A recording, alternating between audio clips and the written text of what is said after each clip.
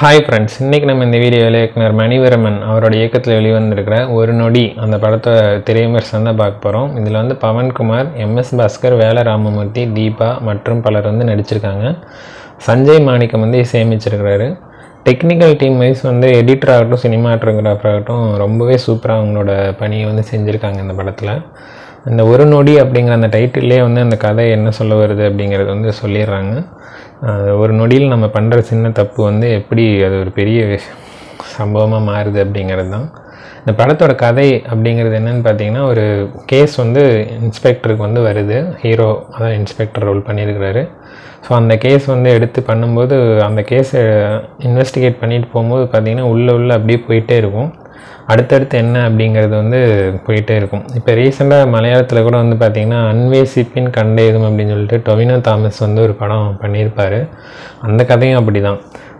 ஒரு கேஸ் எடுத்து நடத்த போவாங்க. அங்கே போனால் உள்ளே போனால் வேற ஒரு கேஸு, அது வேற ஒரு பாதையில் பயணிக்கிறது, அந்த மாதிரி போயிட்டுருக்கும். அதே மாதிரி ஒரு ட்ராக் தான் இது. பட்டு திரைக்கதையில் எந்த இடத்துலையுமே வந்து ஒரு சொனங்கள் இல்லாமல் கண்டிப்பாக அவங்கள வந்து கதையோடு நகர்த்திட்டே போகும். அவ்வளோ ஒரு இன்ட்ரெஸ்டிங்காக எடுத்திருக்காங்க.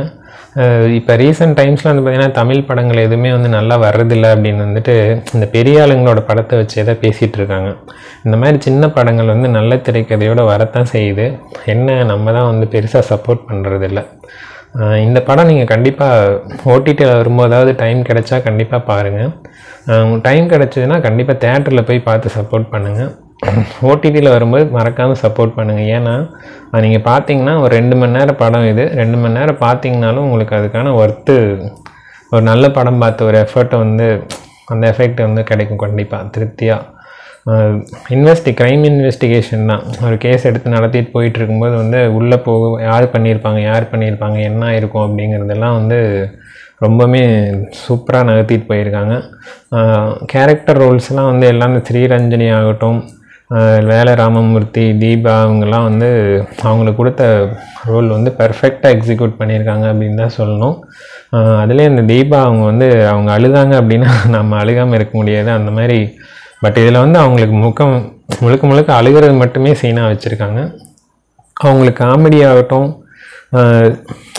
குணச்சித்திர ஆக்டர் அவங்க, ஸோ அவங்களுக்கு இன்னும் கொஞ்சம் ஸ்பேஸ் வந்து கொடுத்துருந்துருக்கலாம். பட் அவங்க வந்து அழுகிற மாதிரியே தான் மேக்ஸிமம் காமிச்சிருக்காங்க. பட் கதை அப்படி போகிறதுனால அது அப்படி தான் இருக்குது. ஹீரோ வந்து புதுமுகமாக நமக்கு தெரிஞ்சாலும் நீங்கள் படம் ஓடிட்டு இருக்கும்போது வந்து பார்த்திங்கன்னா அவர் வந்து புதுமுகம் அப்படிங்கிற மாதிரியே இருக்குது. ஒரு நல்ல ஒரு பவர்ஃபுல்லான ஹீரோவுக்கான அந்த ஒரு தோற்றத்தோடு தான் கம்பீரமாக இருக்காங்க அந்த போலீஸ் ரோலுக்கு. ஒரே ஒரு ஃபைட் சீன் வருது, அதுவுமே வந்து சூப்பராக பண்ணியிருந்தாங்க. மொத்தத்தில் இந்த படம் நீங்கள் பார்த்தீங்க அப்படின்னா வந்து கண்டிப்பாக நீங்கள் வந்து ஒரு 2 hours ஸ்பெண்ட் பண்ணுறீங்க, அவங்க கொடுத்த காசுக்கு வந்து ஒர்த்தாக இருக்கா அப்படின்னு கேட்டிங்கன்னா கண்டிப்பாக ஆமாம் அப்படின்னு தான் சொல்ல முடியும்.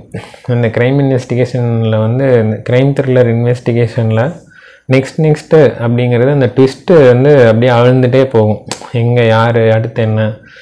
இந்த படத்தில் இன்னொரு இன்ட்ரெஸ்டிங்கான என்னென்னா, இந்த திரைக்கதையில் இது ஸ்பாய்லர் இல்லை, உங்களுக்கு படம் பார்க்கணுங்கிற ஆர்வத்துக்காக தான் அது சொல்லுது.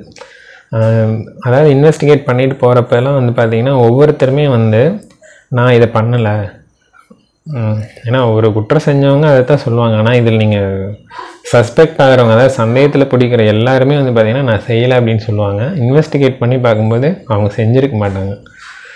கடைசியாக யார் செஞ்சுருக்காங்க அப்படிங்கிறத வந்து அந்த முடிச்சு அவிழும்போது தான் வந்து படம் அவ்வளோ ஒரு இன்ட்ரெஸ்டிங்கான ஒரு கிளைமேக்ஸ் இருக்கிறது வந்து உங்களால் ஃபீல் பண்ண முடியும்.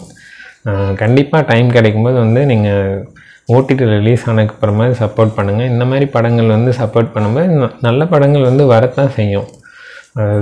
வர்றதில்லை நல்ல படங்கள்லாம் எங்கே தமிழ் படத்துக்கு என்னாச்சு அப்படின்னு ஃபீல் பண்ணிகிட்டு இருக்கிறதெல்லாம் என்னன்னு தெரியல. பெரிய ஆளுங்க படம் வந்தால் தான் தமிழ் படமாக என்ன. அப்புறம் இப்போது இன்னொரு படம் ஃபைண்டர் ப்ராஜெக்ட் 1ன்னு சொல்லிட்டு சார்லி மற்றும் பலர்லாம் நடிச்சிருக்காங்க.